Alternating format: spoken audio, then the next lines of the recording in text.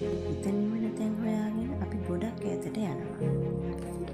මේ මියුදුමින් වැසෙන නිහඬ බව රජ කරන දුම්බර මිටියාවත. නගස් කියන්නේ නිකම්ම කඳු පන්තියක් නෙමෙයි. ඒක සබාදහමේ අద్භූත නිර්මාණයක්. ලංකාවේ ඉන්නවනම් ජීවිතේ එකපාරක් හරි මේ අත්දැකීම විඳින්න ඕනේ. ඔයාලත් මේ වගේ නිදහසට ආදරය කරනවා නම් මගේ මේ වීඩියෝ එකට ලයික් එකක් දාලා ෂෙයා කරගෙන යන්න අමතක කරන්න එපා.